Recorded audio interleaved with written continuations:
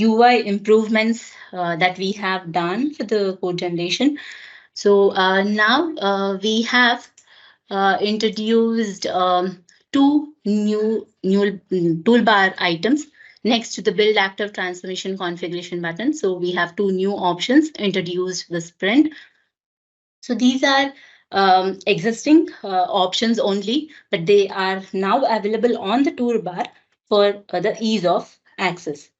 So we have the first one, generate code preview, which would be enabled by clicking on the appropriate element in the project explorer. So I can click on generate code preview to generate the code preview. So it's only that it's now made easier to invoke these commands. And the next option is remove all generated projects. So this option is also an existing option, but it is now available on the toolbar. So click of which would remove all the available generated projects in the workspace. So now it also indicates the status on how many projects, the generated projects were removed. And here you can see in the status bar, it says that remove 2 generated projects. So this is with removal of the generated project. So this option would always be enabled, and it indicates the status on what number of projects were being removed. So that's about the other option.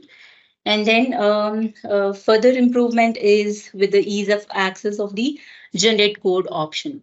So earlier, we could invoke this generate code option by opening the TC editor and clicking the generate code and then run transformation earlier, and the option build and check the skip build of generated project. So and then generate code. So these were the two options to generate the code basically. Now we can achieve the same with lesser number of clicks. So that's we've added the generate code option in the build active transformation configuration button over here. So click of this would generate the code for us.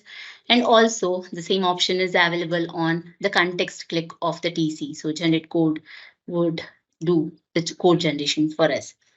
So for the consistent terminology, we have now renamed the option. This option was earlier called as run transformation. Now we have renamed it to generate code for the consistent terminology basically across all the options. So and also the option over here was transform, and now it is changed to generate code. So these name changes are for just the consistent terminology only. So that's all about the different UI improvements and for the code generation. Yeah.